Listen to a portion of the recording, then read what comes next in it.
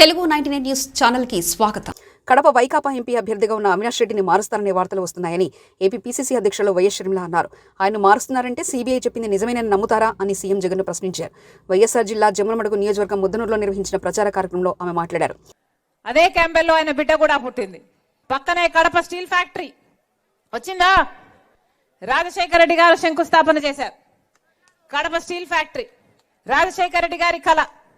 ఎడారి ప్రాంతం Kadapa steel factory వస్తే 30,000 కోట్లతో పెట్టుబడితో కడప స్టీల్ ఫ్యాక్టరీ వస్తే దాదాపు 1,00,000 మందికి ఉద్యోగాలు వస్తాయని రాజశేఖర రెడ్డి గారు మనస్ఫూర్తిగా కలలు అని ఆ ప్రాజెక్టును చేయాలనుకున్నారు.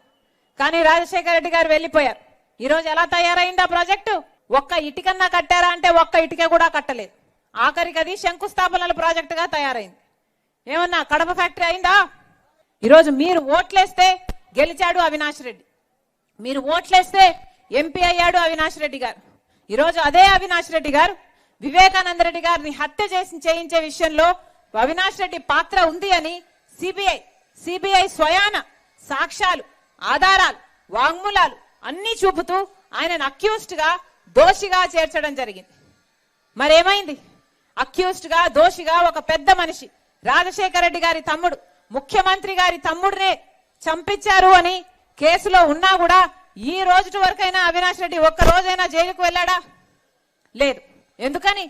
ఎందుకంటే సాక్షాత్ ముఖ్యమంత్రి జగన్మోహన్ రెడ్డి గారు, మీరందరూ ఓట్లేసి గెలిపిస్తే ముఖ్యమంత్రి అయ్యాడు. ఈరోజు జగన్మోహన్ రెడ్డి గారు సాక్షాత్తు ముఖ్యమంత్రి అయ్యుండి తన అధికారాన్ని అడ్డేసి అవినాష్ రెడ్డిని కాపాడుతున్నాడు. కాబట్టే ఈరోజు సిబిఐ ఒక్క ఎంట్రుక కూడా పీకలేకపోయింది అవినాష్ రెడ్డికి. న్యాయమేనా ఇది?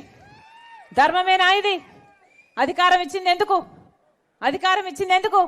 జగన్మోహన్ రెడ్డి గారిని నమ్మి ఓట్లేసింది ఎందుకు? ప్రత్యేక హోదా తీసుకొస్తాడు అని, పరిశ్రమలు వస్తాయి అని, పోలవరం లాంటి ప్రాజెక్టులను పూర్తి చేస్తారు అని, మన ఆంధ్ర రాష్ట్రానికి ఓ రాజధాని కడతారు అని, కడప స్టీల్ ఫ్యాక్టరీ ఇస్తారు అని, మన రాయలసీమకు స్పెషల్ ఎకనామిక్ ప్యాకేజీ తెస్తారు అని, ఇలా ఒకటి కాదు రెండు కాదు ఎన్నో ఆశలు పెట్టుకొని జగన్మోహన్ రెడ్డి గారు ముఖ్యమంత్రిని చేసుకుంటే అవినాష్ రెడ్డికి మీరు ఓట్లేసి ఎంపీని చేస్తే ఏం చేస్తున్నారు? జగన్మోహన్ రెడ్డి గారు మీరిచ్చిన అధికారం చేత ఒక హంతకుణ్ణి కాపాడుతున్నారు. మీరిచ్చిన అధికారాన్ని అడ్డేసి ఈరోజు వివేకానంద రెడ్డి అంత గొప్ప మనిషిని హత్య చేయించారు అని తెలిసి కూడా సిబిఐ అన్ని ఆధారాలు చూపుతున్నా కూడా